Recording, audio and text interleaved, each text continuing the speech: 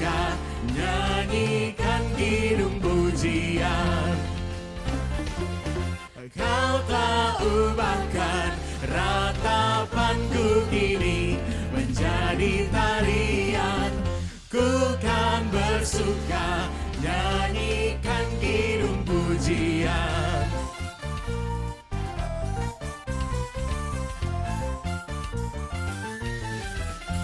Di dalam kesesakan Kau beri kelegaan, di dalam kesedihan Kau beri penghiburan. Kasih-Mu telah melenyapkan segala kegelapan. Fajar pagi pun merekah, membawa damai dan sukacita. Kau telah ubahkan ratapanku kini menjadi tarian. Ku kan bersuka, nyanyikan kidung pujian. Sekali lagi. Kau telah ubahkan ratapanku kini menjadi tarian. Ku kan bersuka, nyanyikan kidung pujian.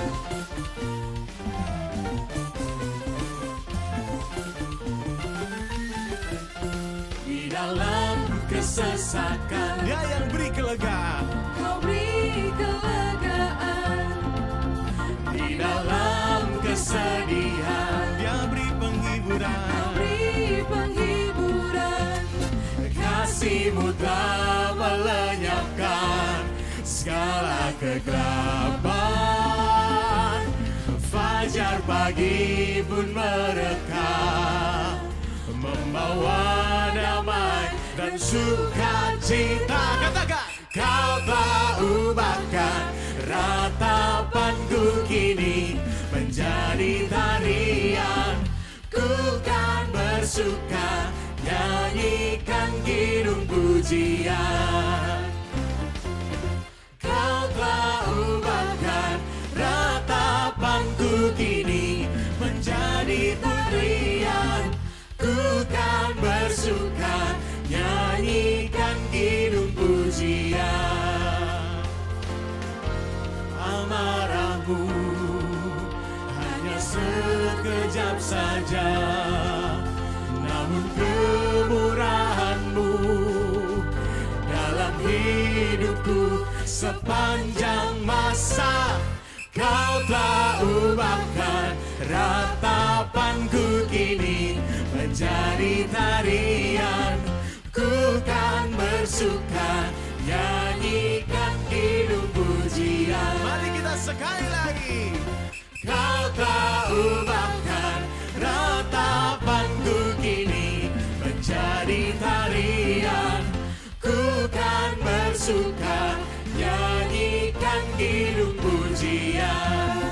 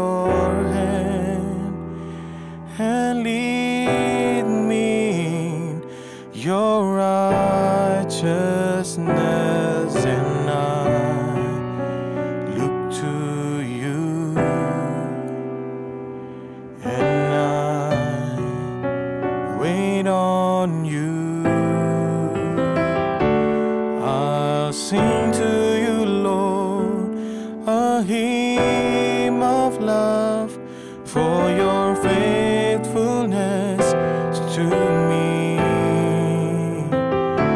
And I'm carried in everlasting arms. You'll never let me go through it all.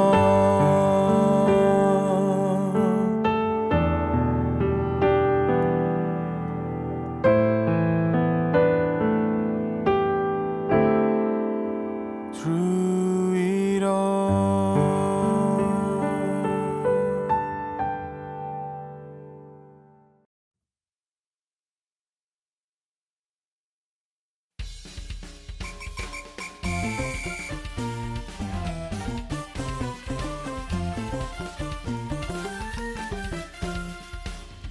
Kau telah ubahkan ratapanku kini menjadi tarian. Ku kan bersuka nyanyikan kidung pujian. Kau telah ubahkan ratapanku kini menjadi tarian. Ku kan bersuka nyanyikan kidung pujian.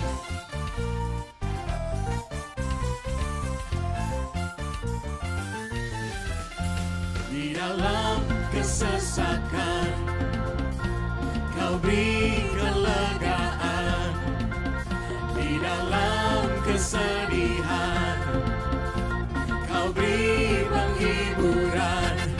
Kasih-Mu telah melenyapkan segala kegelapan. Fajar pagi pun merekah, membawa damai dan sukacita. Kau telah ubahkan ratapanku kini menjadi tarian. Ku kan bersuka nyanyikan kidung pujian. Sekali lagi. Shalom jemaat yang dikasihi Tuhan. Sungguh hidup kita adalah anugerah dari Tuhan, dan hanya oleh karena kemurahannya kita masih boleh ada sampai saat ini. Saya bersyukur Tuhan masih memberikan saya kehidupan dan kesempatan untuk boleh mengerjakan apa yang Tuhan kehendaki bagi kemuliaan-Nya. Saya juga bersyukur untuk kehadiran gereja Reform Exodus Community yang berperan sangat penting dalam hidup saya. Di gereja ini saya tidak hanya datang lalu pulang, tapi di gereja ini saya menemukan relasi yang dekat dan akrab. Kehadiran keluarga Reform Exodus Community memberikan semangat dan sukacita yang tak ternilai harganya. Bulan Desember yang lalu saya positif COVID-19. Di saat saya harus menjalani isolasi mandiri dan saya sempat drop dan harus ke rumah sakit berkali-kali ditolak dan harus ke UGD juga. Di situ Tuhan itu begitu baik buat saya. Tuhan memberikan saya keluarga REK ini yang tidak pernah berhenti untuk membantu saya dengan banyak cara, memberikan perhatian, doa, dan cinta. Hal-hal sederhana seperti menyapa saya lewat pesan di pagi dan malam hari, ngobrol di telepon, selalu update dengan keadaan saya hari demi hari, bahkan bernyanyi di telepon, sangat-sangat berarti buat saya. Dan ini menjadi bukti bahwa Tuhan itu sungguh mengasihi saya. Tuhan memberikan keluarga REK yang sungguh juga mengasihi saya. Di sini saya juga belajar bagaimana Injil, kematian, pengorbanan, dan kebangkitan Kristus sungguh tercermin lewat anggota-anggotanya. Bagaimana satu dengan yang lain saling mengasihi, saling memberi diri. Sebagaimana Bapa mengasihi anaknya dan Gembala mengasihi domba-dombanya, demikian juga anggota di keluarga REK ini mengasihi satu dengan yang lainnya. Terima kasih keluarga Reform Exodus Community. Kiranya kita selalu bertumbuh dalam kasih, sehati, sepikir, dan setujuan bagi kemuliaan Tuhan. Tuhan Yesus mengasihi kita semua. Tuhan Yesus memberkati kita semua.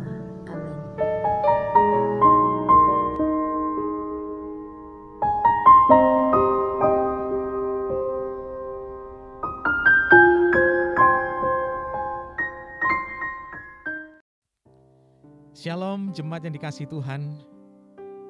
Mari kita mengucapkan syukur karena kebaikan dan pertolongan Tuhan. Marilah kita menyiapkan hati kita untuk memasuki ibadah, menyembah dan memuliakan namanya. Saya undang jemaat sekalian bangkit berdiri. Marilah kita memasuki doa teduh pribadi di hadapan Tuhan.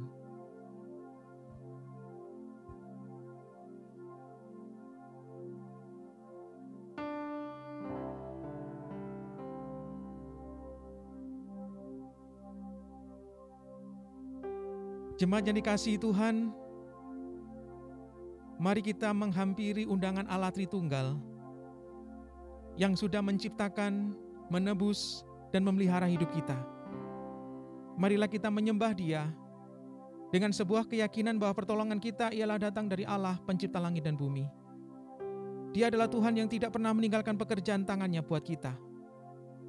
Kiranya turun atas kita berkat dan damai sejahtera yang menyempurnakan ibadah kita yang dibuka di dalam nama Allah Bapa, Putra, dan Roh Kudus. Amin. Jemaat dipersilakan duduk kembali.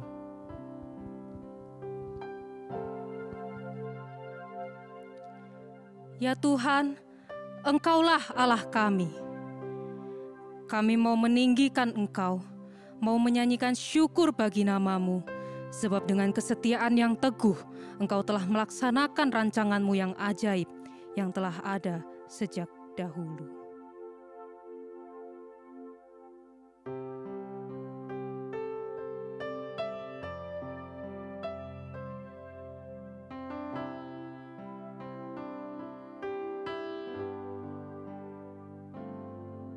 Sangat besar anugerahnya, pembaru hidupku. Dulu sesat, kini pulang, buta disembuhkan.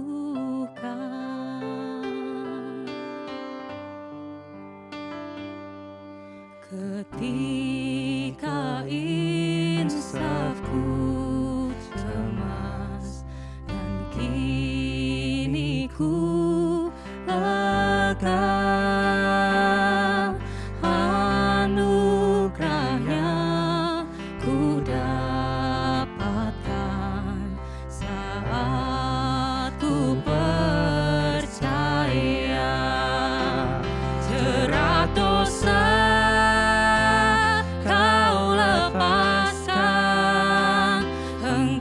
pun rela menebusku, dan kasih-Mu tak terkira, sungguh besar anugerah-Mu.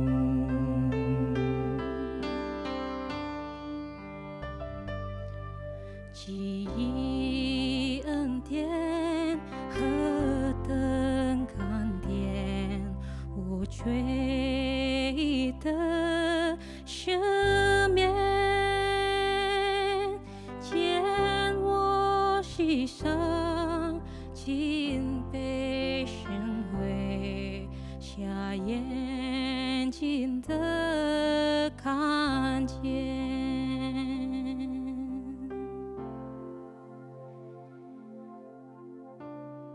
Ya Bapa, ampunilah kami jika seringkali kami tidak bisa mengasihi keluarga kami dengan baik. Ampuni kami jika seringkali kami tidak memberikan waktu yang baik untuk anak-anak kami. Ampuni kami kalau seringkali kami melupakan dan tidak menghormati orang tua kami. Ampuni kami juga apabila kami justru memberhalakan keluarga kami ketimbang mengutamakan Engkau ya Tuhan. Mari Bapak Ibu Saudara sekalian, saya mengajak kita semua datang untuk mengakui segala dosa dan kesalahan kita di hadapan Allah.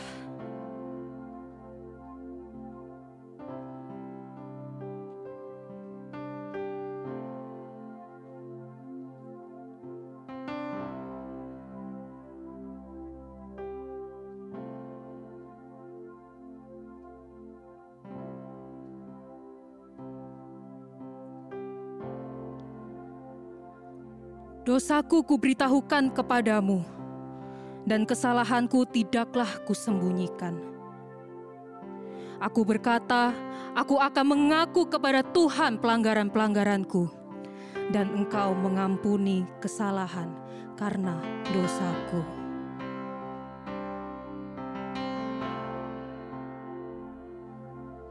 Ku dapat janji yang teguh, ku harap sabdanya, dan Tuhanlah perisaiku, pelindung hidupku.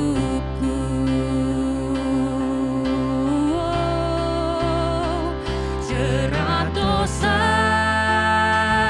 Kau lepaskan, Engkau pun rela menebusku, dan kasih-Mu tak terkira, sungguh besar anugerah-Mu.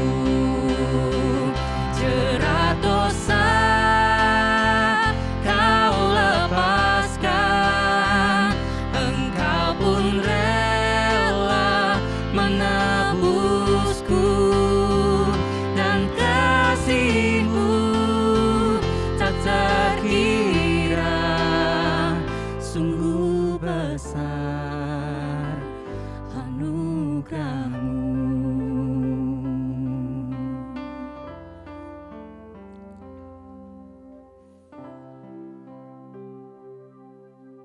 Pada saat ini kami datang kepadamu ya Tuhan, memohon ampun akan segala dosa dan kesalahan yang telah kami perbuat. Ampunilah setiap kami ya Tuhan, jika seringkali kami menyakiti hati sesama kami dengan segala perbuatan kami. Ampuni kami jika seringkali kami menyakiti hati Tuhan dengan segala kejahatan kami. Tapi kami mengucap syukur, kami berterima kasih bahwa pengharapan itu ada untuk kami. Anak-Mu yang tunggal, Yesus Kristus, telah mati di atas kayu salib, membawa keselamatan bagi kami, memberikan kami harapan yang baru, memberikan kami hidup yang kekal. Sehingga hari ini kami boleh datang kepada Tuhan. Kami boleh menerima harapan yang baru, kami boleh menerima hidup yang baru, kami boleh menerima damai yang baru, sebab Engkau yang telah menyelamatkan kami. Kiranya Engkau yang terus mengajar setiap kami ya Tuhan, untuk kami boleh melakukan segala hal yang Tuhan inginkan, melakukan segala hal yang Tuhan kehendaki, melakukan segala hal yang berkenan di hadapan-Mu. Kiranya Roh Kudus-Mu yang terus menuntun kami, biarlah hidup kami boleh menyenangkan hati Tuhan. Terima kasih Tuhan. Kami pun juga akan memuji bersorak-sorai bagi nama-Mu. Biarlah segala puji-pujian kami, segala hormat syukur kami boleh jadi persembahan yang harum bagi nama-Mu. Terima kasih Tuhan, ini doa kami. Hanya percaya di dalam nama Tuhan Yesus Kristus, Allah kami yang hidup. Kami telah berdoa dan mengucap syukur. Amin. Terimalah petunjuk hidup baru dari Yehezkiel pasalnya yang ketiga ayat yang ke-26. Kamu akan kuberikan hati yang baru dan roh yang baru di dalam batinmu. Dan aku akan menjauhkan dari tubuhmu hati yang keras dan kuberikan kepadamu hati yang taat. Mari jemaat, saya undang untuk kita boleh bangkit berdiri. Kita akan mengikrarkan pengakuan iman Nisea Konstantinopel yang berbunyi demikian. Aku percaya kepada satu Allah, Bapa yang Maha Kuasa, Pencipta langit dan bumi, dan segala yang kelihatan dan yang tidak kelihatan. Dan kepada satu Tuhan Yesus Kristus, satu-satunya anak Allah yang diperanakan dari Bapa sebelum alam semesta. Allah dari Allah, terang dari terang. Allah yang sejati dari Allah yang sejati. Diperanakan bukan dicipta, sehakikat dengan Sang Bapa, oleh siapa segala sesuatu dicipta. Yang untuk kita manusia dan untuk keselamatan kita, telah turun dari surga dan diinkarnasikan oleh Roh Kudus dari anak darah Maria dan dijadikan manusia. Ia telah disalibkan juga bagi kita di bawah pemerintahan Pontius Pilatus. Ia menderita dan dikuburkan, dan pada hari ketiga ia bangkit kembali sesuai dengan kitab suci dan naik ke surga dan duduk di sebelah kanan Bapa. Dan ia akan datang kembali dengan kemuliaan untuk menghakimi orang yang hidup dan yang mati, yang kerajaannya takkan berakhir. Dan aku percaya kepada Roh Kudus, Tuhan dan Pemberi kehidupan, yang keluar dari Bapa dan Anak, yang bersama-sama dengan Bapa dan Anak, disembah dan dimuliakan, yang telah berfirman dengan perantaraan para nabi. Dan aku percaya satu gereja yang am dan rasuli, aku mengakui satu baptisan untuk pengampunan dosa, dan aku menantikan kebangkitan orang mati dan kehidupan di dunia yang akan datang. Amin. Dengan tetap bangkit berdiri, mari kita bersorak-sorai memuji nama Tuhan. Segala puji syukur hanya bagi nama Tuhan.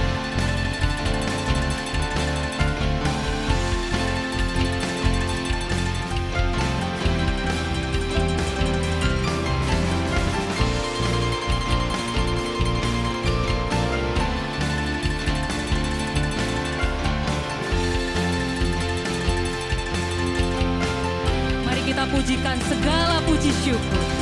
Segala puji syukur hanya bagimu Tuhan, sebab Kau yang layak dipuja.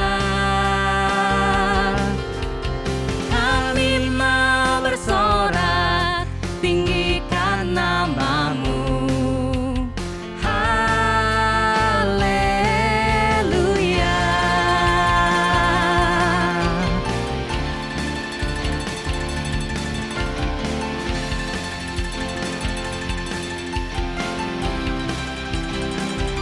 Puji syukur, segala puji syukur hanya bagimu Tuhan, sebab Kau yang layak dipuja.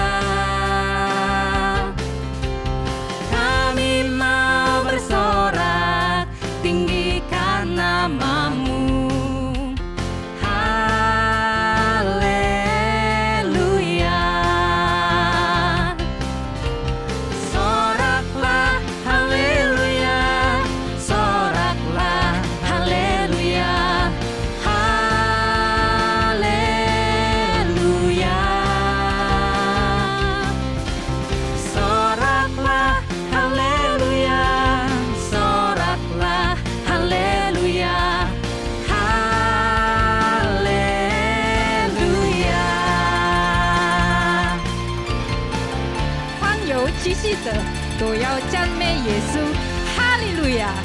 Biarlah segala yang bernapas memuji Tuhan. Haleluya.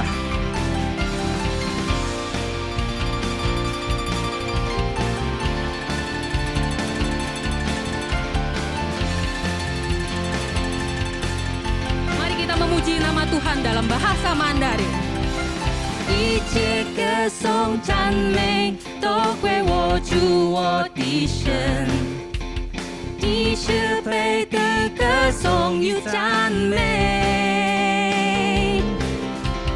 我要高声呼喊，靠主耶稣之名。哈利路亚，赞美主，哈利路亚，赞美主，哈利路亚。哈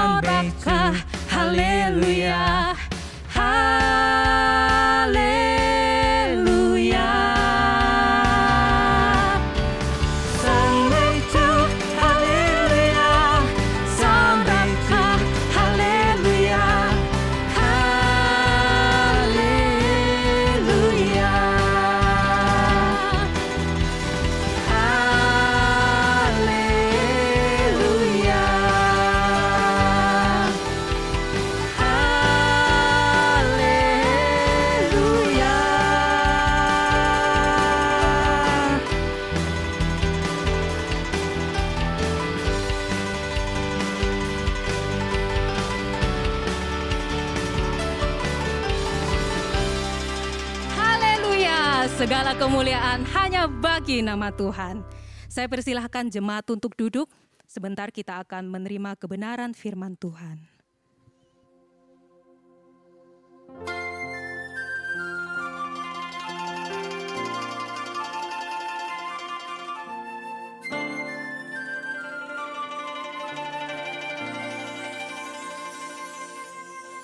你是我的主，引我走正义路，高山或低谷，都是你在保护。万人中唯独你爱我，认识我，永远不变的应许，这一生都是祝福。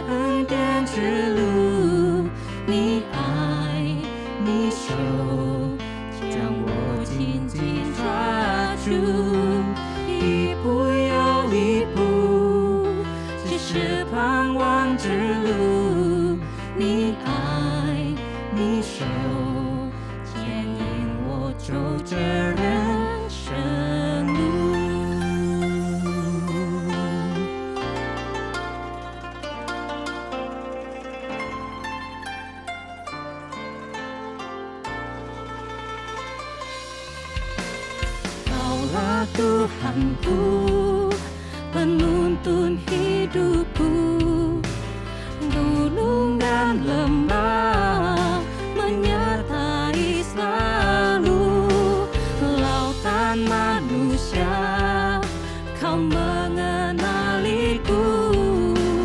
janjimu tak berubah, berkat-Mu di hidupku.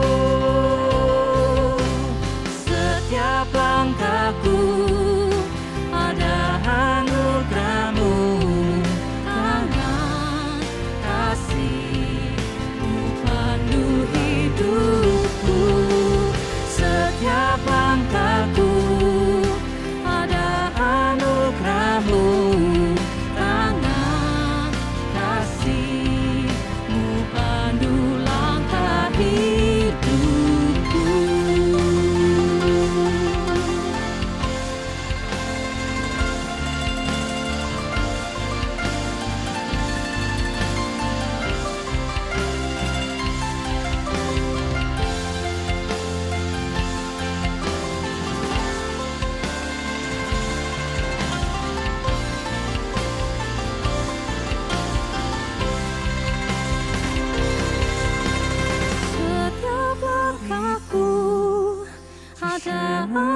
Selalu tangan kasih-Mu pandu hidupku, setiap langkahku ada pawang selalu, tangan kasih-Mu pandu langkah rencanaku.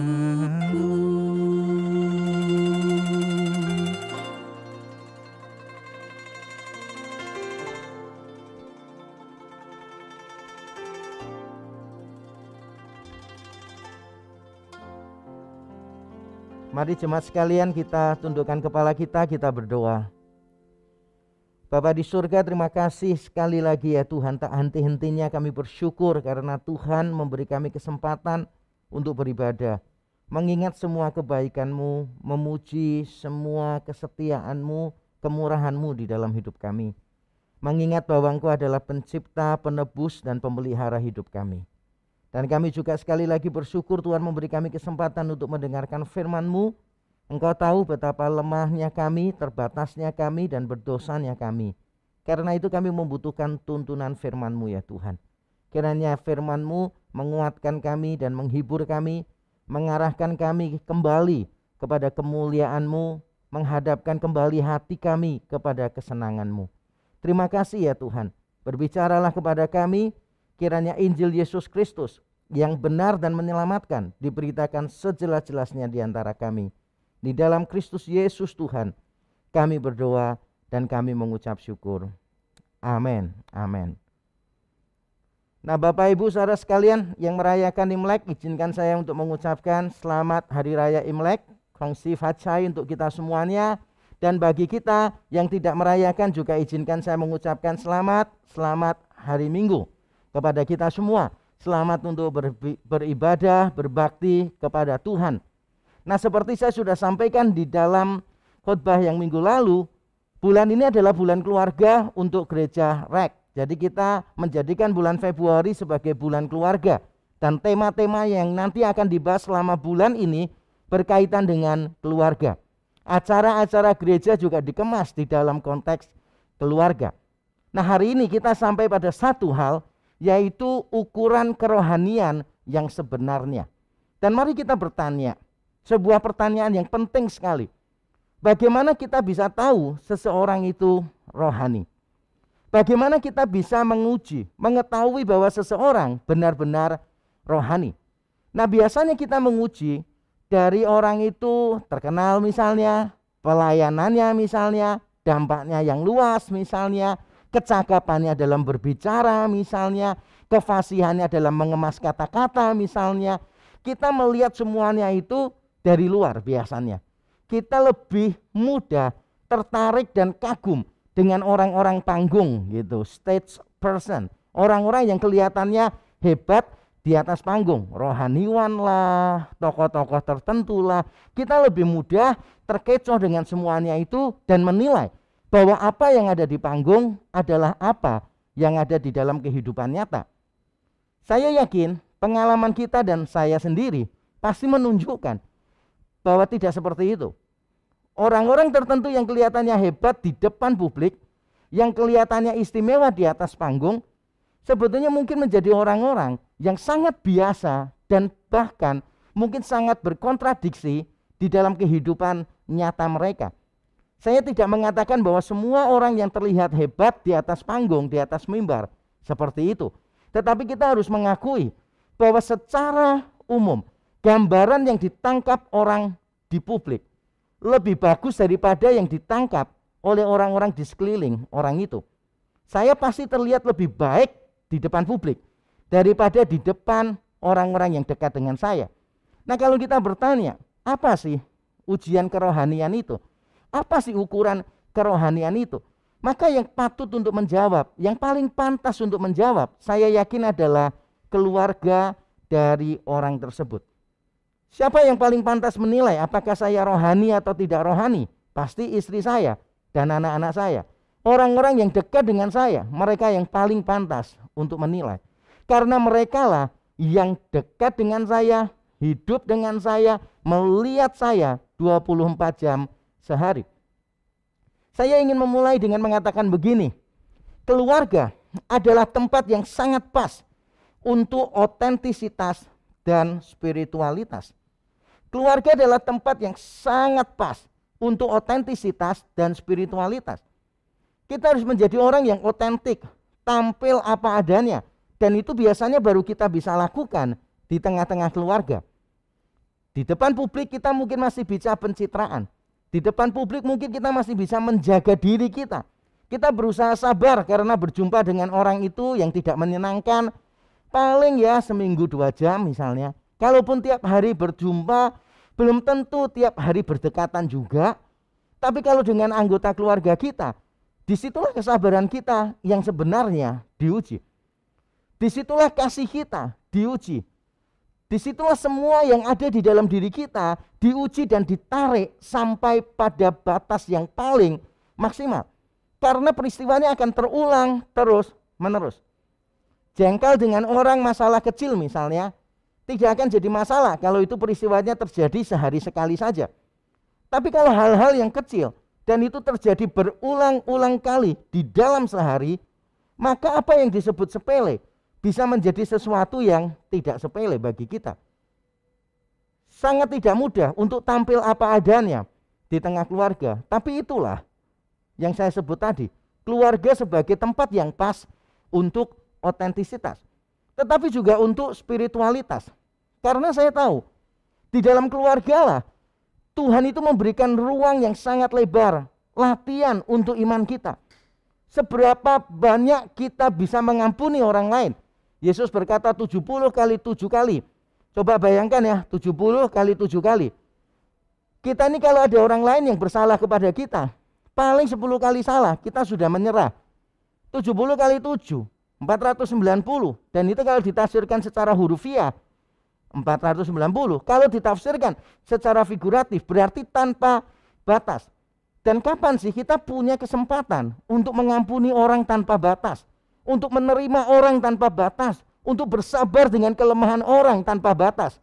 Jawabannya sederhana, yaitu di dalam keluarga. Karena pasangan kita bisa bersalah kepada kita sehari lebih dari 10 kali, anak-anak bisa menyakiti hati kita sehari bisa lebih dari 20 kali, dan itulah ujian untuk iman kita. Keluarga adalah tempat yang pas untuk otentisitas dan spiritualitas.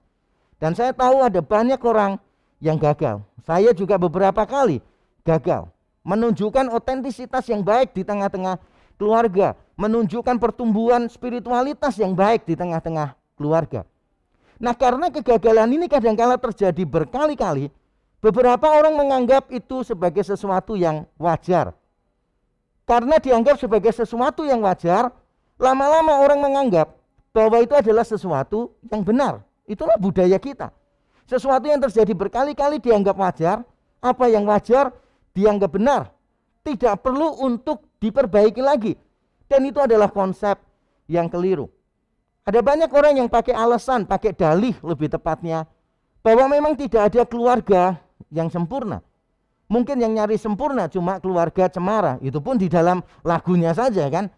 Di dalam kehidupan sehari-hari tidak ada keluarga yang sempurna, dan kita semua setuju. Tapi saya memberi nasihat begini, tidak ada keluarga yang sempurna bukan dalih untuk tetap hidup seadanya. Memang tidak ada keluarga yang sempurna. Memang benar kalau kita mengatakan, ya namanya manusia tidak lepas dari salah. Tapi bukan berarti itu dalih untuk terus melakukan kesalahan. Begitu pula di dalam keluarga kita. Kita kadang-kala gagal. Saya sering gagal, istri saya sering gagal, anak-anak saya sering gagal.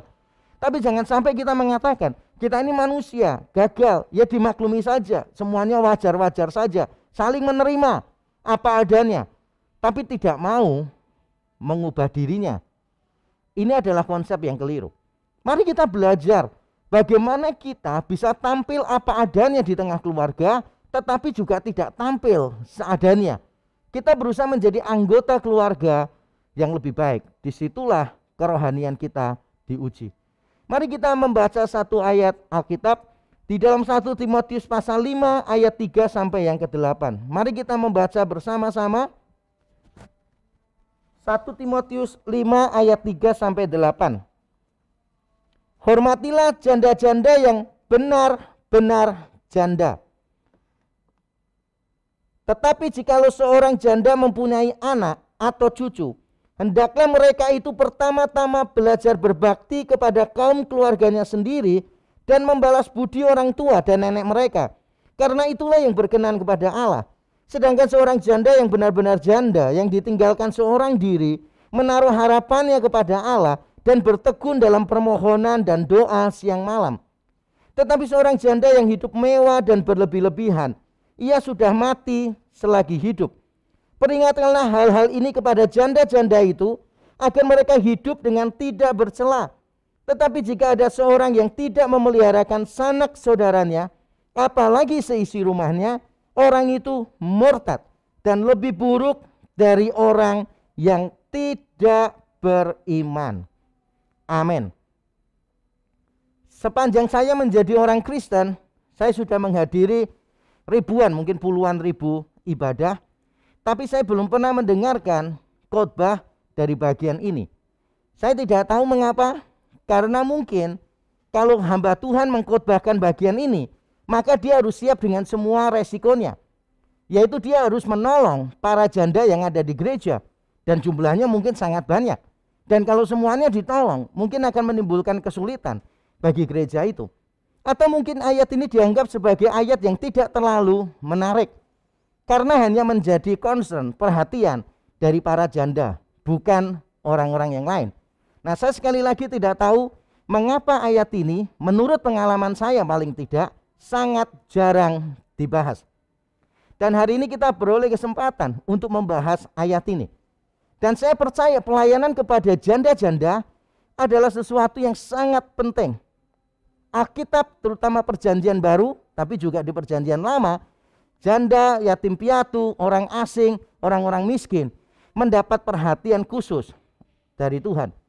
Di dalam perjanjian baru kita melihat jemaat mula-mula pada waktu terbentuk pertama kali, mereka melayani para janda.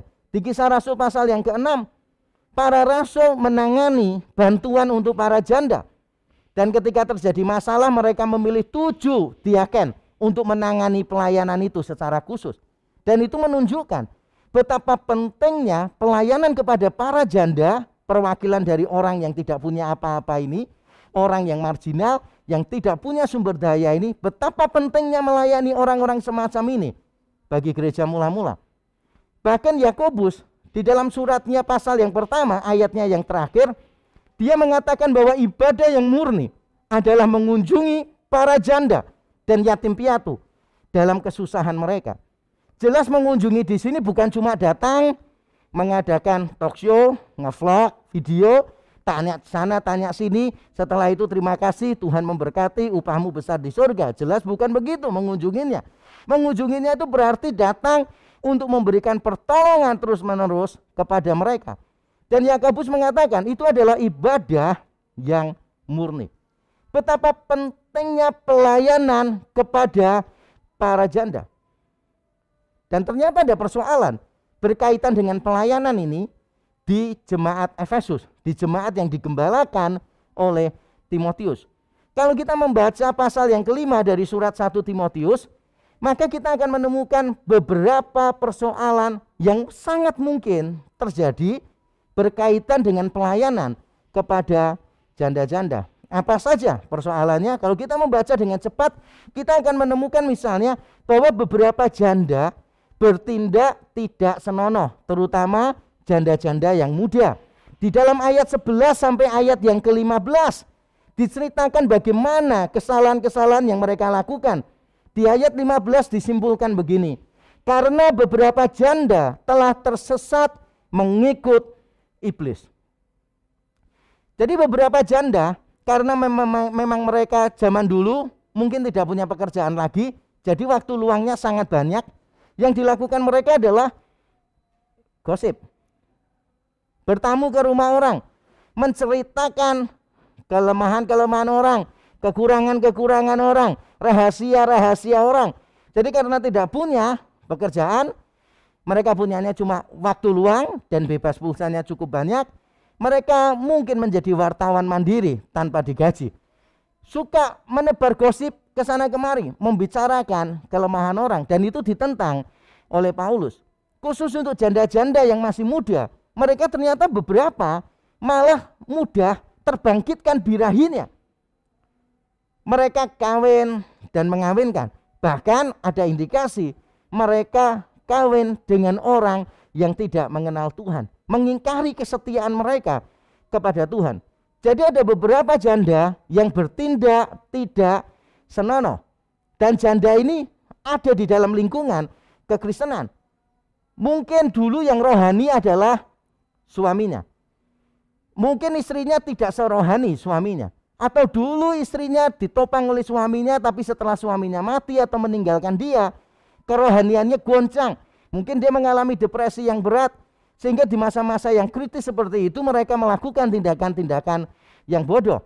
Kita tidak dijelaskan di sini mengapa mereka melakukan semua kebodohan tersebut. Tapi itulah salah satu persoalan yang ada.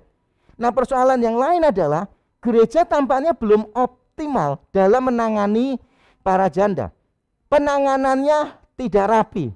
Penanganannya itu rasanya di mata Paulus masih perlu diperbaiki lagi. Misalnya kalau kita membaca, Paulus memberikan nasihat di ayat 9. Yang dibantu itu adalah janda yang usianya paling tidak 60 tahun. Jangan yang di bawah 60 tahun. Jadi tampaknya memang jemaat di sana mungkin sudah melayani, tetapi pelayanannya mungkin kurang optimal. Yang ditolong mungkin terlalu banyak, mungkin tanpa seleksi, mungkin malah beberapa tidak bisa tertolong karena Yang tidak layak ditolong akhirnya ditolong. Yang layak ditolong tidak mendapatkan pertolongan. Mungkin masih ada carut-marut di dalam pelayanan diakonia kepada para janda. Atau dengan kata lain sebetulnya situasinya mungkin mirip dengan Kisah Rasul pasal 6. Pelayanan kepada janda-janda masih belum maksimal. Walaupun penyebabnya beda. Walaupun situasinya beda. Tetapi pelayanan kepada janda-janda masih belum maksimal. Dan kalau kita mau jujur, gereja kita dan banyak gereja di luar sana, kita kalau mau jujur kita mengakui bahwa pelayanan kita kepada para janda memang belum maksimal. Kita memang belum melakukan sampai pada batas yang seharusnya kita lakukan. Mungkin karena kita berpikir masih banyak pelayanan lain yang lebih urgent, yang lebih mendesak untuk dilakukan. Tapi inilah gambaran dari semua gereja sebetulnya. Banyak gereja, kalau tidak bisa dibilang semua, tampaknya belum maksimal menangani pelayanan kepada para janda. Persoalan yang berikutnya yang dialami oleh jemaat Efesus adalah sebagian jemaat sendiri yang punya janda di rumah mereka, mungkin ibunya janda, mungkin neneknya janda, mereka ternyata tidak memedulikan mereka.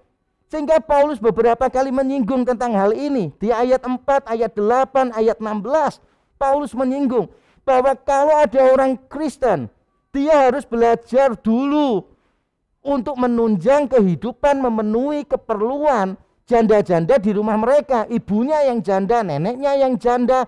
Orang-orang Kristen itu sendiri yang harus belajar untuk memenuhi keperluannya. Baru setelah itu gereja.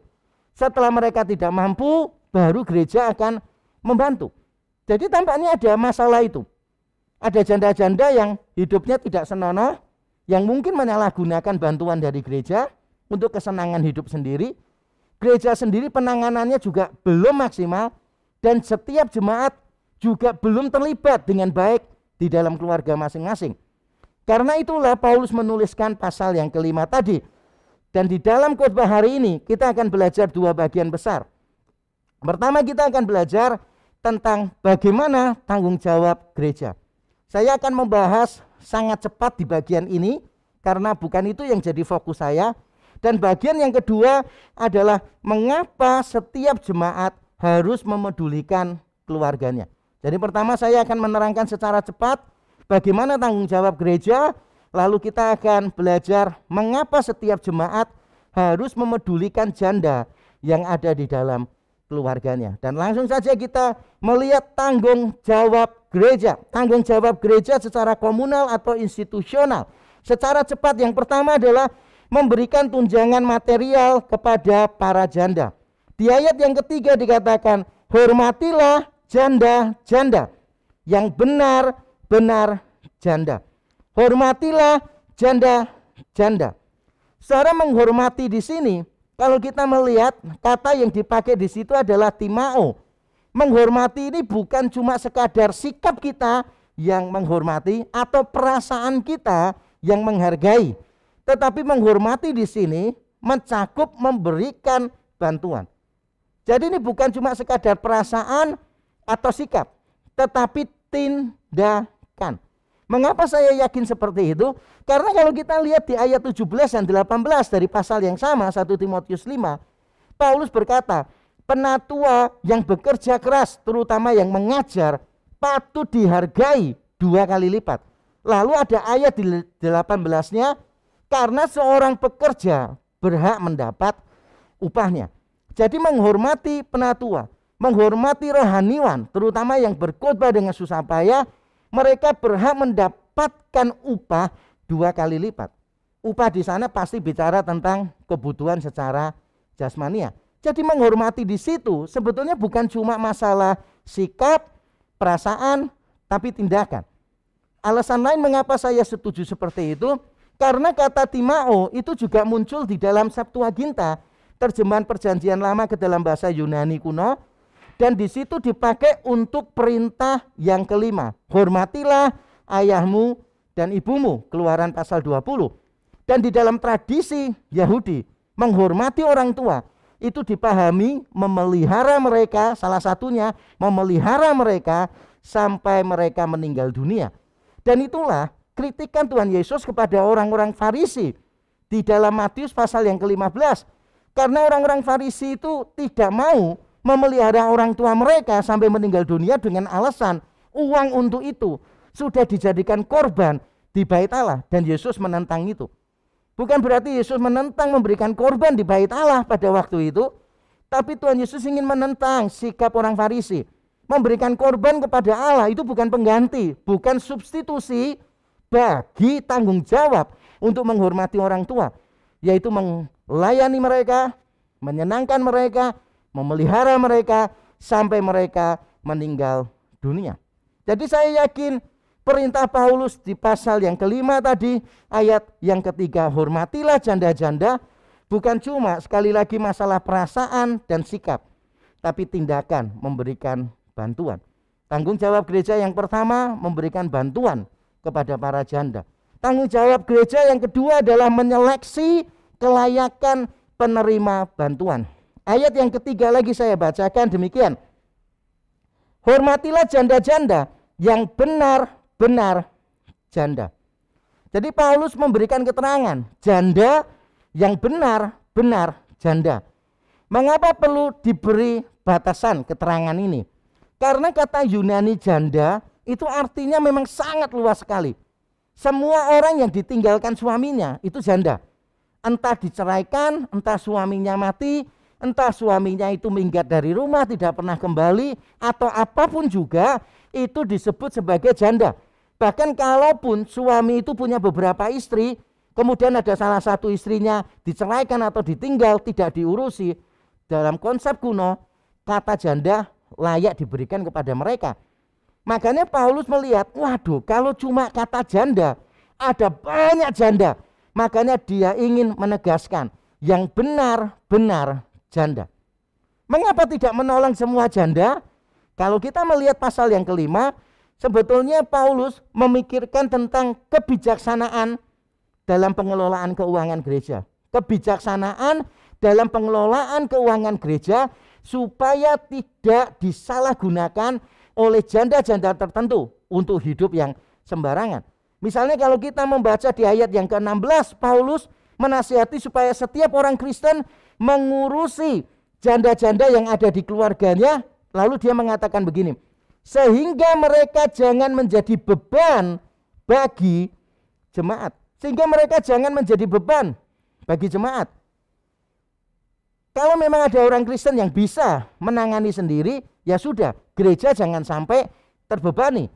Lalu Paulus juga bicara tentang beberapa janda yang hidupnya tidak benar, yang nanti kita juga akan lihat bersama-sama. Ada beberapa janda yang hidupnya memang tidak benar. Mereka janda yang tidak benar-benar janda.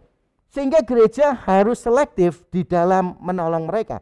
Nah, Paulus memberikan kriterianya, atau lebih tepatnya Paulus memberikan patokannya. Janda-janda seperti apa yang disebut benar-benar janda. Misalnya di ayat yang kelima dikatakan, sedangkan seorang janda yang benar-benar janda, yang ditinggalkan seorang diri, menaruh harapannya kepada Allah, dan bertekun dalam permohonan dan doa siang malam. Jadi janda yang benar-benar janda adalah orang-orang yang berharap penuh kepada Tuhan untuk seluruh hidupnya. Dan kita perlu tahu budaya kuno waktu itu, janda itu tidak punya pekerjaan. Biasanya sangat jarang ada wanita yang mandiri, yang punya bisnis sendiri. Dan kalau dia janda, tergantung suaminya. Suaminya kaya atau tidak. Kalaupun kaya juga tergantung suaminya baik atau tidak.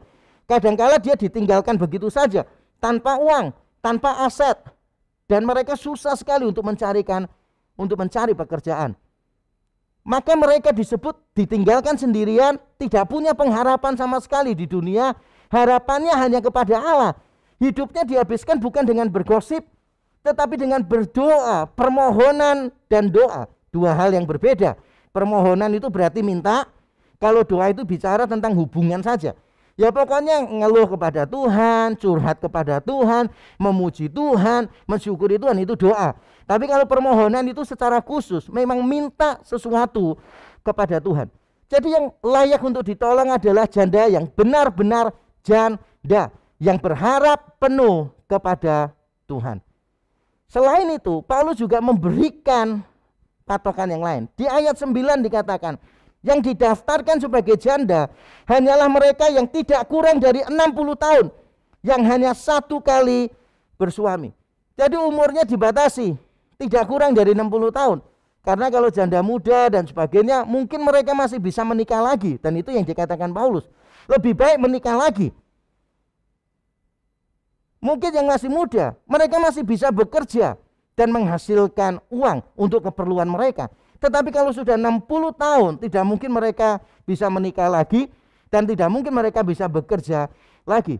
Janda-janda seperti ini yang layak untuk dibantu gereja. Nah sebaliknya, janda-janda yang tidak layak dibantu oleh gereja dijelaskan oleh Paulus, yaitu di sini. Paulus memakai kata yaitu janda-janda yang hidup mewah dan berlebih-lebihan, bahasa Indonesianya begitu.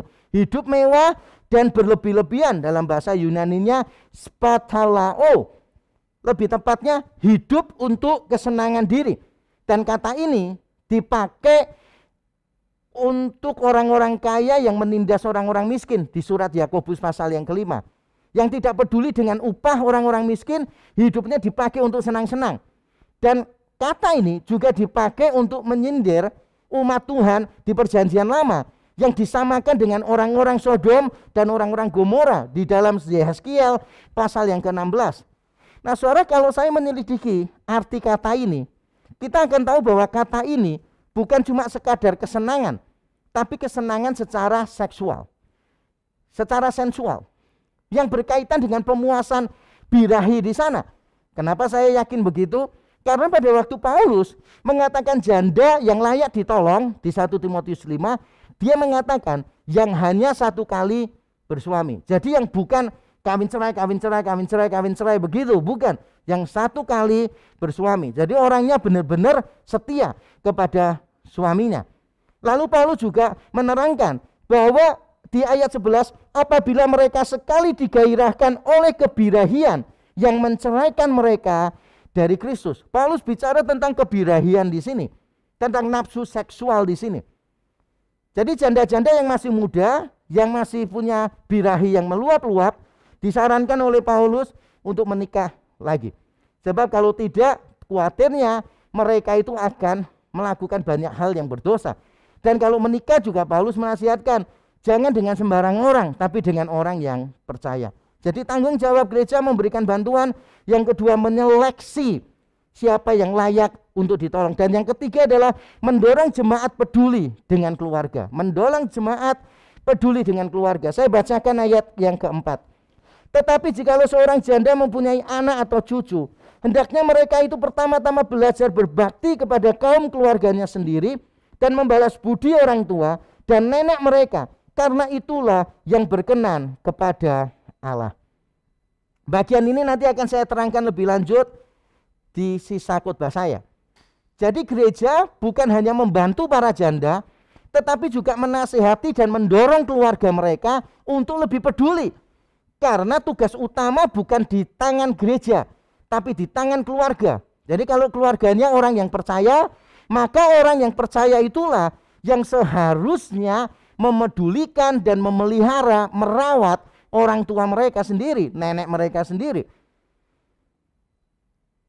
Dan di sisa khotbah saya ini saya akan menerangkan mengapa setiap jemaat kita secara individu, saya dan saudara, bukan gereja secara komunal, bukan gereja secara institusional, tapi setiap kita secara individual, mengapa kita harus peduli dengan ibu kita, mamah kita yang janda, atau dengan nenek kita yang janda, yang tidak punya penghasilan apa-apa, yang hidupnya benar-benar memerlukan bantuan dari kita.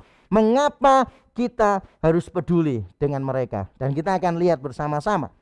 Yang pertama, saudara, karena ini adalah tanda kesalehan yang sejati. Saya bacakan di ayat yang keempat. Ayat keempat, tetapi jikalau seorang janda mempunyai anak atau cucu, hendaknya mereka itu pertama-tama, bahasa Indonesia menerjemahkannya, belajar berbakti kepada kaum keluarganya sendiri. Nah, saya tidak tahu mengapa penerjemah Lembaga Alkitab Indonesia menerjemahkannya begitu. Belajar berbakti kepada kaum keluarganya sendiri.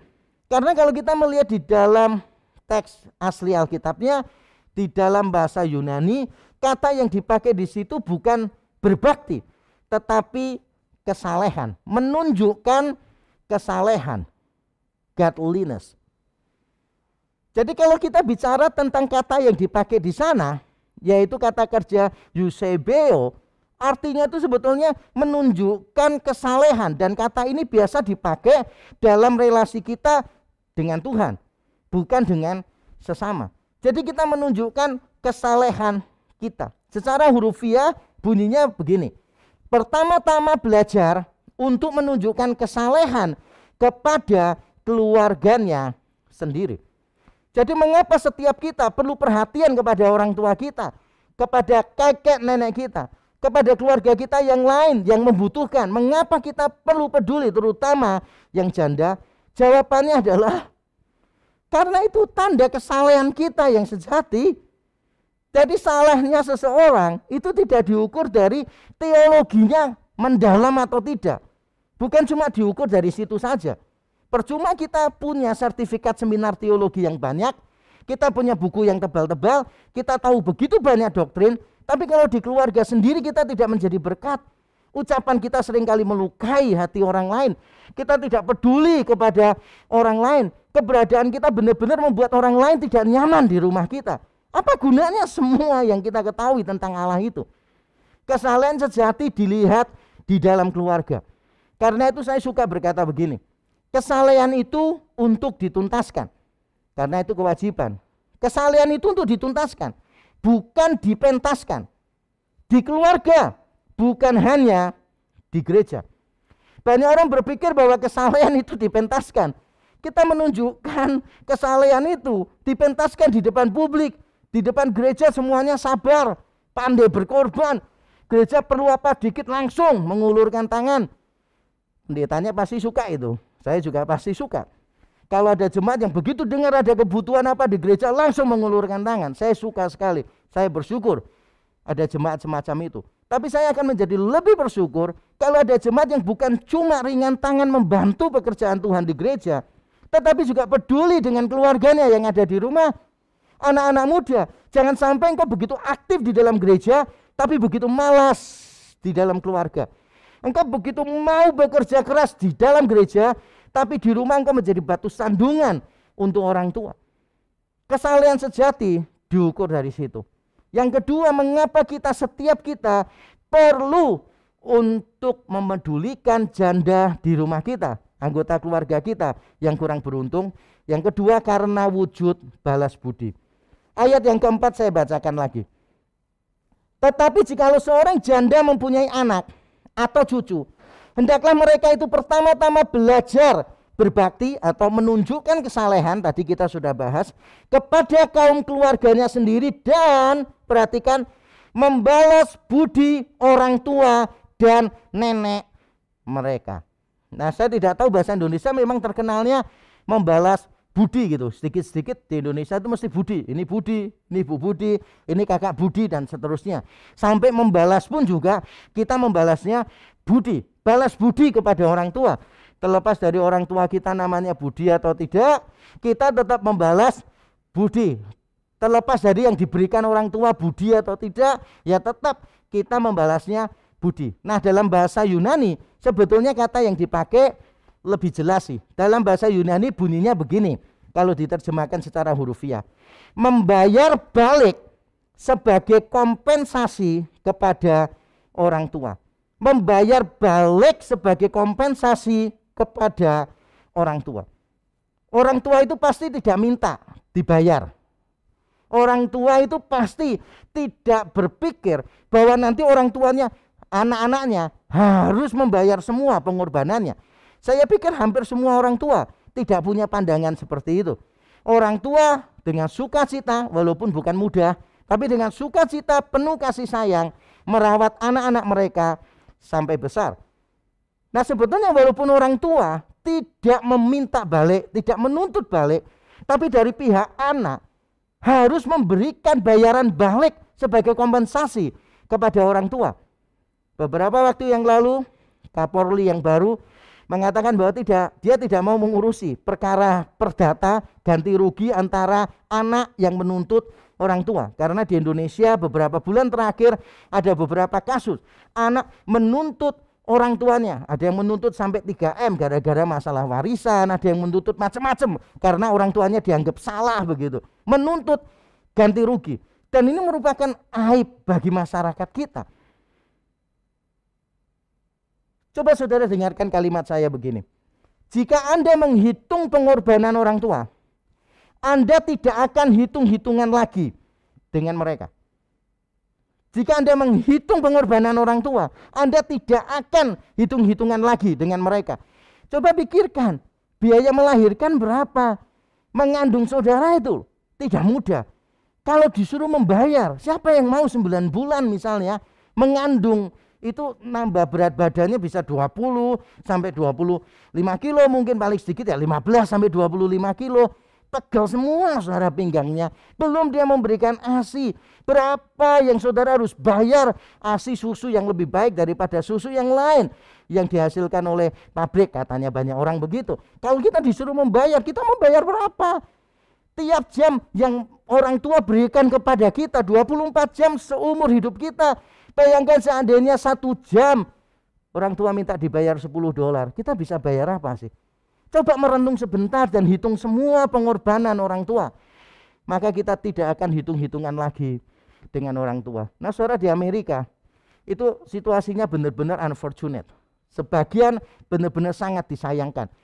Orang tua dengan anak seringkali hubungannya tidak harmonis. Anak umur 18 tahun diusir atau dikondisikan untuk keluar dari rumah.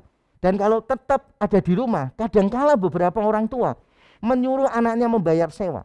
Makanya ketika orang tuanya sudah tidak bisa apa-apa, tinggal di rumah anaknya, mereka juga disuruh bayar sewa oleh anaknya. Dan saya pernah mendengar waktu saya kuliah di sana.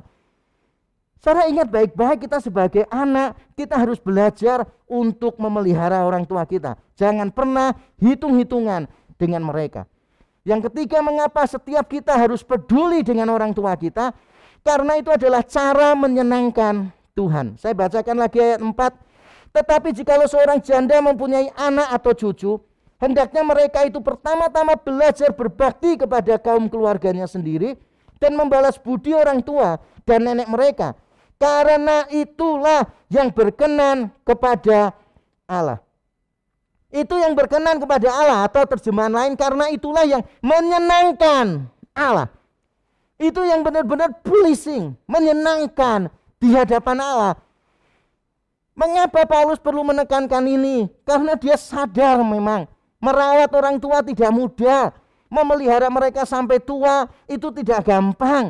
Ada banyak orang yang berkata, orang tua itu kalau semakin tua semakin menuntut kadangkala. Orang tua kalau semakin tua itu seringkali seperti anak kecil, saudara. Iri hati, nggak diperhatikan, marah, salah sedikit menjadi sensitif dan sebagainya. Belum kita bicara tentang beberapa orang tua yang sudah pikun, punya kelemahan fisik dan seterusnya.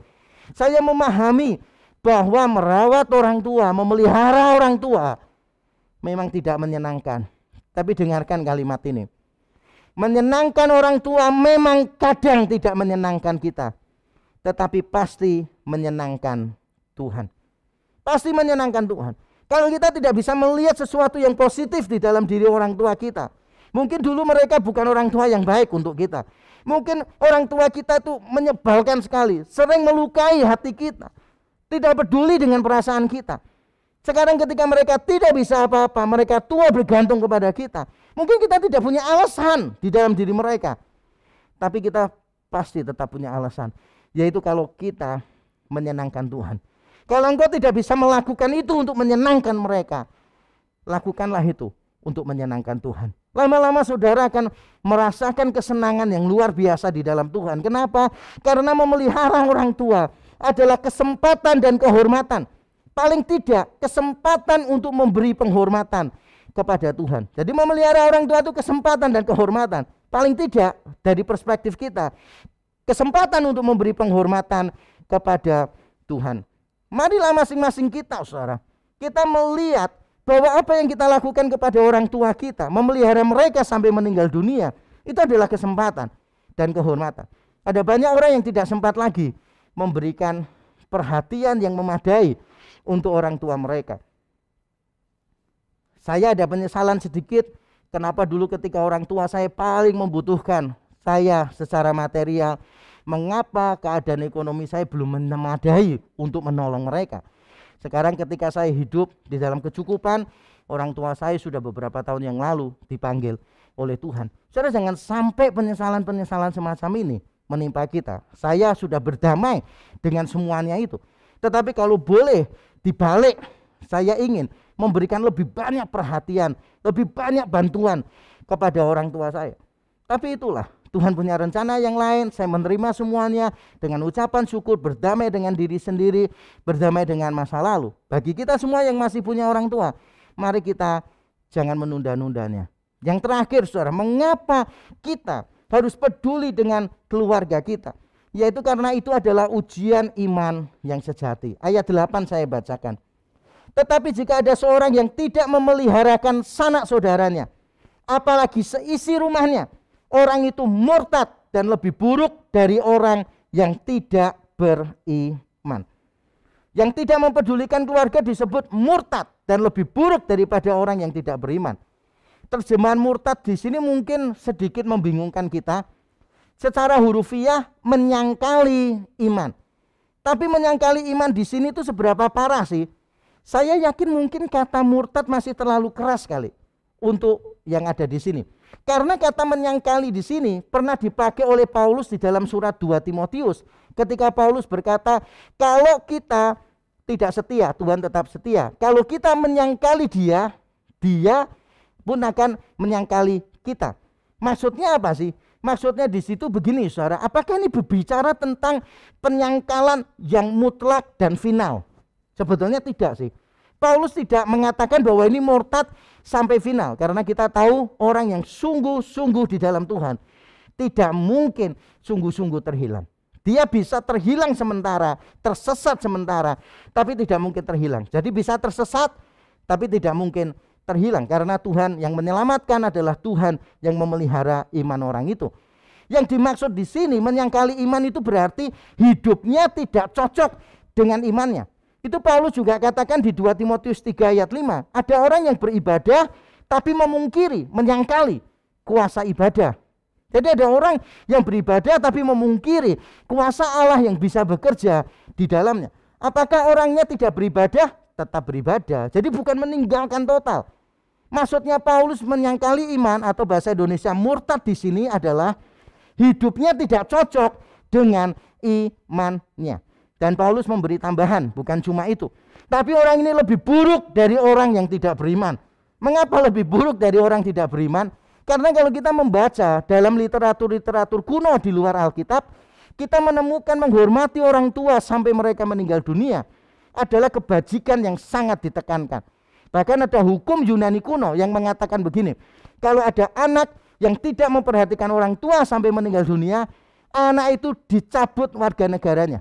Dia kewarganegaraan Yunaninya bisa dicabut. Bahkan di dalam dunia orator, pidato di depan publik yang sangat terkenal di dalam budaya Yunani Romawi, itu ada orang-orang yang mengusulkan para orator itu harus orang yang menghargai orang tuanya. Kalau tidak menghormati orang tuanya, dia dilarang jadi orator. Kenapa? Karena dia seperti munafik gitu. Di depan orang, di atas panggung kelihatannya hebat, tapi di dalam keluarga mereka menjadi orang-orang yang sangat menyebalkan untuk keluarganya. Karena masih banyak contoh-contoh lain. Orang-orang yang tidak mengenal Tuhan di luar Alkitab yang sangat menekankan menghormati orang tua, merawat orang tua sampai tua.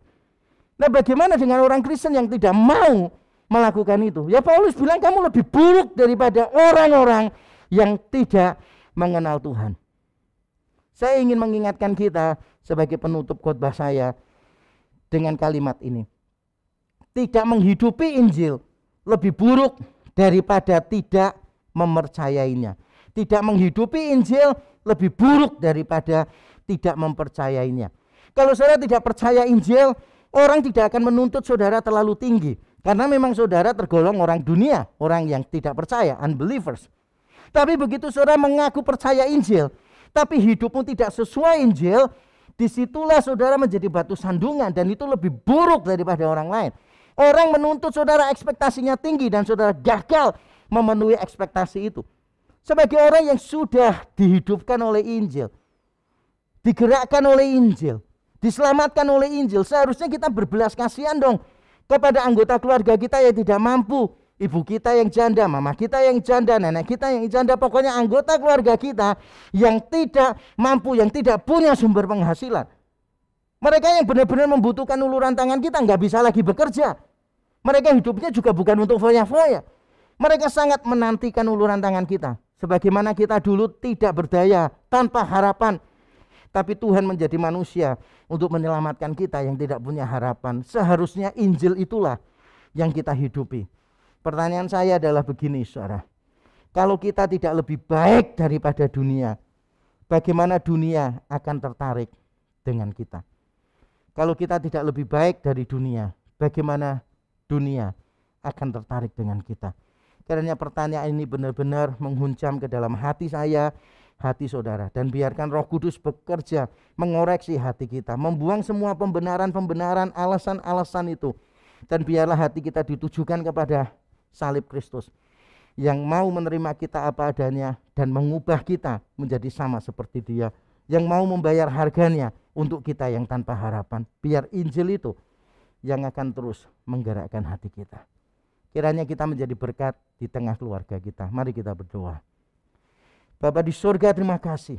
Terima kasih untuk firman-Mu. Hamba-Mu yang menyampaikan dan umat-Mu yang mendengar, kami mohon ampun di hadapan Tuhan. Karena kami seringkali menjadi orang-orang yang gagal.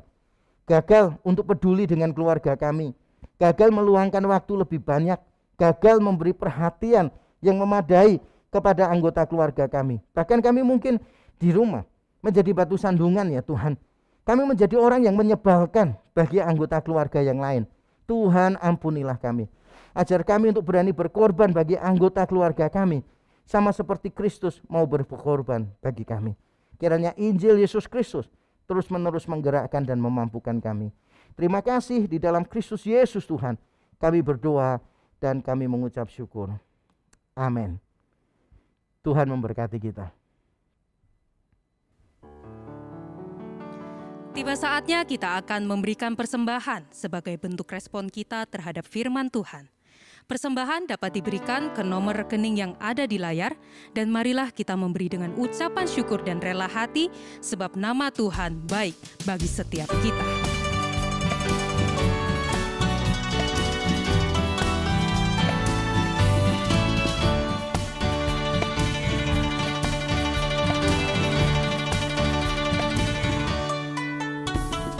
Bila gelombang kehidupan menimpa, hati jadi takut dan putus asa.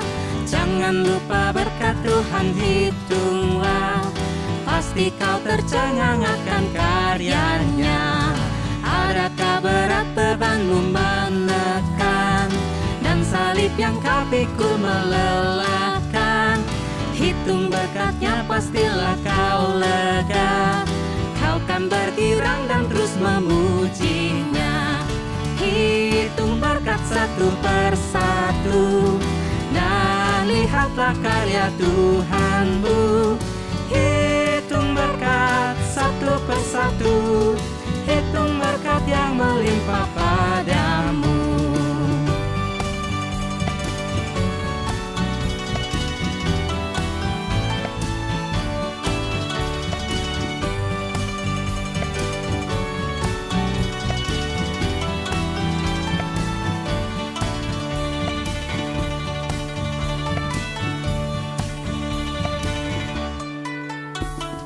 Dalam pergumulanmu di dunia, jangan khawatir, Tuhan akan beserta. Yang mengirim malaikatnya menjaga, membimbing menghiburmu sampai surga. Hitung berkat satu persatu, dan lihatlah karya Tuhanmu. Hitung berkat satu persatu, hitung berkat yang melimpah padamu. Hitung berkat satu persatu, dan lihatlah karya Tuhan-Mu. Hitung berkat satu persatu, hitung berkat yang melimpah padamu.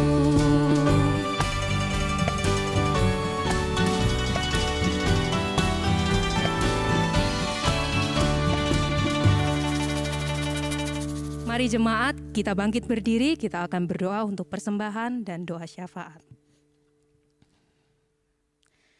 Bapa di dalam surga, kami mengucap syukur kalau Tuhan kembali memberikan kami kesempatan untuk boleh beribadah pada saat ini.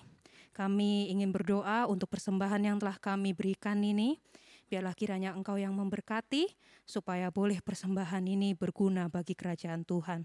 Kiranya Tuhan juga sertai setiap orang-orang yang akan mengelolanya. Biarlah Engkau memberikan hikmat takut akan Tuhan, supaya dapat mengelola persembahan ini dengan baik dan dengan bijak. Kami berdoa ya Tuhan, untuk kesembuhan pasien COVID-19 yang tersebar di seluruh dunia, terutama di Indonesia. Kami berdoa juga untuk kebutuhan plasma konvalesen untuk pengobatan COVID-19 yang ada di Surabaya. Kiranya orang-orang yang juga sudah sembuh dari COVID-19 boleh mendonorkan diri ke PMI untuk membantu pasien COVID-19. Kami menyerahkan sepenuhnya ya Tuhan pandemi yang terjadi di seluruh dunia, terutama di Indonesia ini. Biarlah Tuhan boleh melindungi setiap orang-orang-Mu Tuhan yang terjangkit COVID-19 ini. Kami berdoa juga untuk pemulihan beberapa daerah yang ada di Indonesia yang terkena bencana alam. Kiranya Tuhan Engkau yang memberikan hikmat-Mu kepada pemerintah di dalam mengatasi bencana alam yang terjadi di beberapa daerah di Indonesia. Biarlah Tuhan Engkau juga memberikan penghiburan, memberikan kekuatan, dan menyembuhkan juga trauma para korban bencana alam. Biarlah juga bantuan yang diberikan oleh pemerintah dan diberikan oleh lembaga-lembaga juga dapat diterima dengan baik oleh para korban bencana. Kami pun juga berdoa untuk persiapan acara seminar remaja pemuda dan keluarga Valentine Wonder at Home. Biarlah Tuhan kiranya berkati untuk setiap panitia, setiap persiapan yang ada, setiap pembicara, Tuhan berkati. Biarlah ada banyak jemaat maupun simpatisan REK boleh mengikuti acara ini. Biarlah juga seminar ini boleh menjawab pergumulan setiap remaja, setiap pemuda, dan orang tua di tengah permasalahan dan tantangan yang dihadapi saat ini. Biarlah melalui seminar ini, setiap anggota keluarga pun boleh makin sehati, boleh makin bertumbuh, dan boleh menjalankan perannya masing-masing dengan baik dan seturut dengan rancangan Tuhan.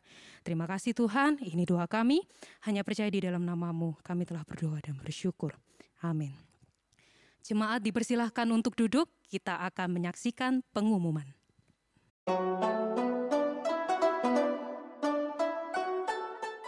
Halo jemaat sekalian, senang sekali Anda bergabung kembali dalam Teleibadah REK. This is our church, this is our home. Kami mengucapkan selamat datang bagi Anda yang baru bergabung hari ini. REK adalah gereja yang tepat bagi Anda yang peduli dengan care, teaching, and mission. Jika Anda ingin mengenal REK secara lebih mendalam atau terhubung dengan komunitas tertentu di REK, kami mengundang Anda untuk bergabung dalam Zoom meeting seusai ibadah. Selamat bagi Anda yang berulang tahun di minggu ini. Kiranya kasih, iman, dan pengharapan Anda semakin dikuatkan di dalam Kristus Yesus melalui topangan Roh Kudus.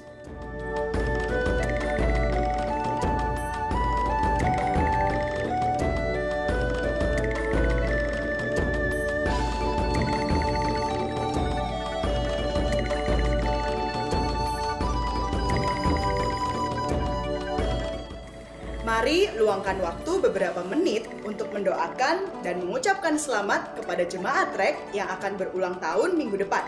Nama-nama mereka adalah sebagai berikut.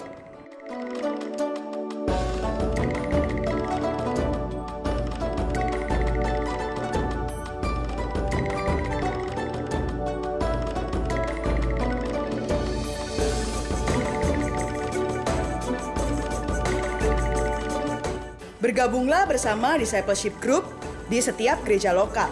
Catat hari dan waktunya. Di tengah pandemi ini, mari kita bersama-sama bersekutu dan bertumbuh dengan sesama. Teman-teman muda, ayo bergabung dalam persekutuan online remaja dan pemuda. Info link Zoom silahkan menghubungi kontak berikut ini. Kita bersyukur karena oleh kemurahan Allah Tritunggal dan melalui dukungan doa dan dana dari Anda, proyek renovasi gedung Gereja Rek Nginden terus menunjukkan perkembangan. Mari kita tuntaskan apa yang sudah kita kerjakan. Silahkan transfer dukungan Anda ke rekening berikut ini. Jangan lupa untuk menambahkan angka 9 pada digit terakhir.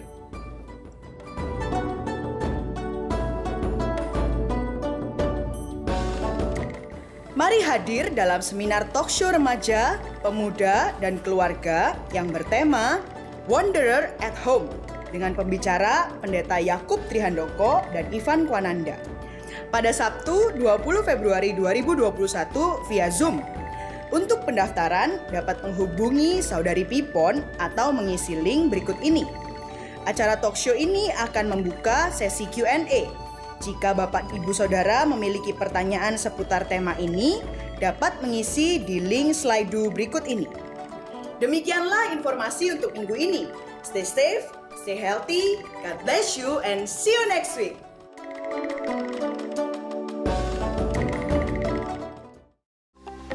Salam jumpa, saudara-saudara.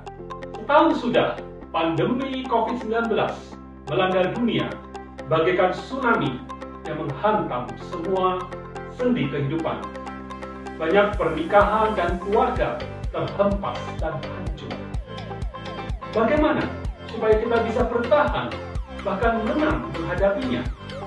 Temukanlah jawabannya di dalam seminar keluarga M2, Skandal Anugerah dalam Keluarga, pada hari Jumat 26 Februari 2021 pukul 7 hingga 9 malam via Zoom.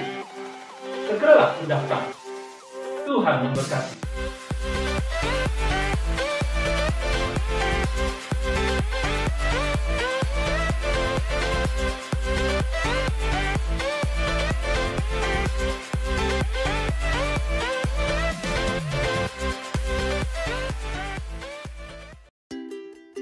Hai Rek Family, gimana kabarnya nih? Sudah hampir setahun sejak pandemi melanda di Indonesia.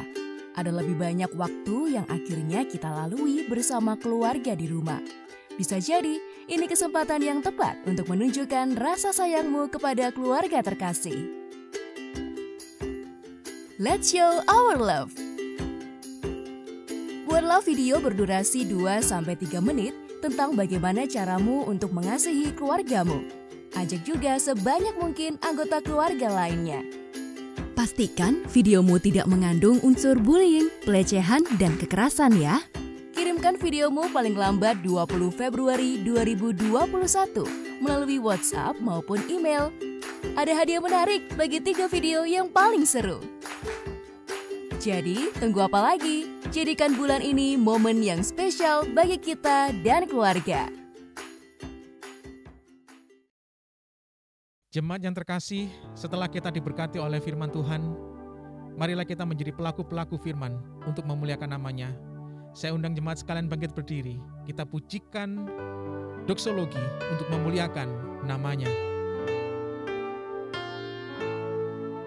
Puji Allah, Bapa Putra, puji Allah Roh Kudus, ketiganya yang esa, pohon sama sumber berkat.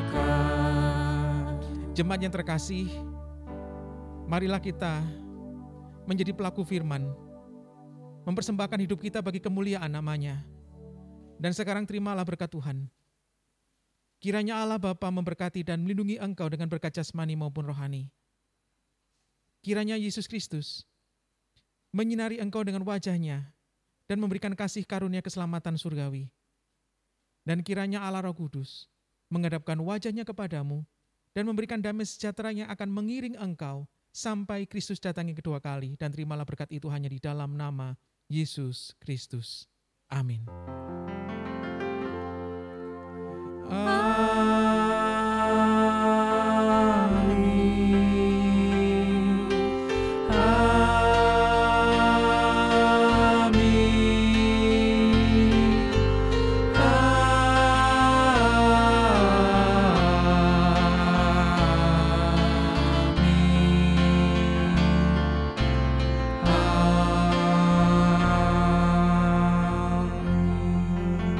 Silakan duduk untuk mengambil waktu teduh. Ibadah selesai, Tuhan Yesus memberkati kita semua.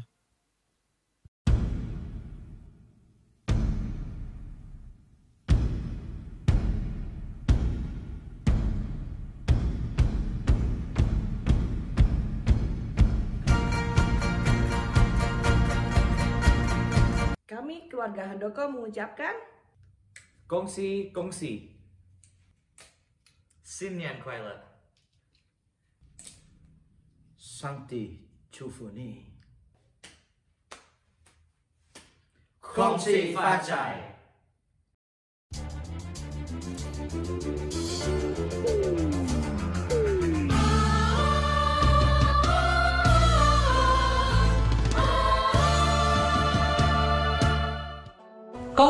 Kongsi, Sinyan Kuala. Halo jemaat sekalian yang dikasihi oleh Tuhan. Saya Heri Kristanto, Gembala REK Lokal Nginden, mengucapkan selamat tahun baru Imlek 2572 di tahun 2021 ini. Walaupun tahun baru ini masih ada tantangan, kita sangat meyakini bahwa Kristus senantiasa menopang. Kiranya damai dari Kristus senantiasa tercurah dan melimpah bagi keluarga jemaat sekalian.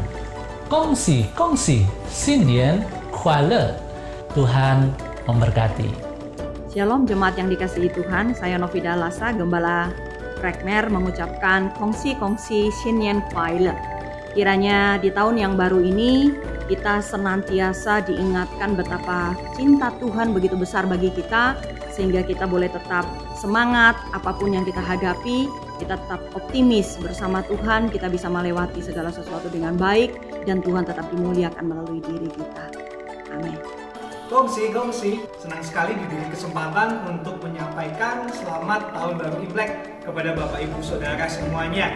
Saya berharap dalam tahun yang baru ini, bagi yang merayakan, kita bisa terus mengenal Kristus lebih dalam.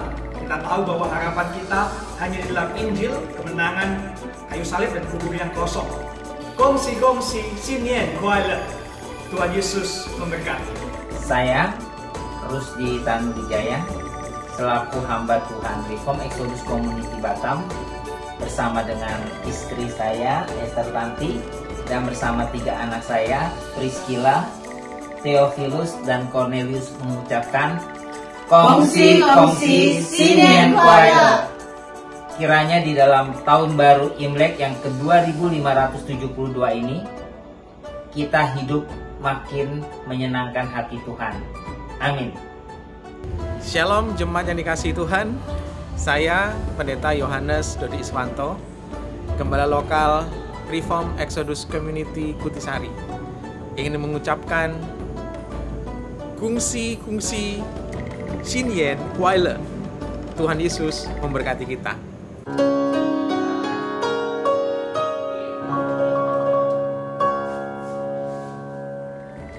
Saya Eka, hamba Tuhan Ibadah REK. Kongsi Sinyan Kuala. Biarlah berkat dan anugerah Allah Tritunggal saja menyertai setiap kita.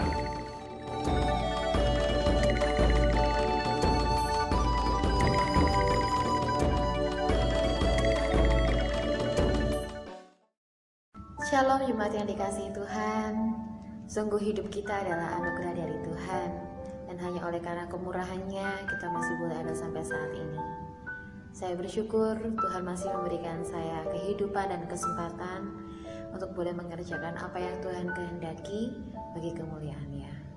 Saya juga bersyukur untuk kehadiran gereja Reform Exodus Community yang berperan sangat penting dalam hidup saya. Di gereja ini saya tidak hanya datang lalu pulang, tapi di gereja ini saya menemukan relasi yang dekat dan akrab.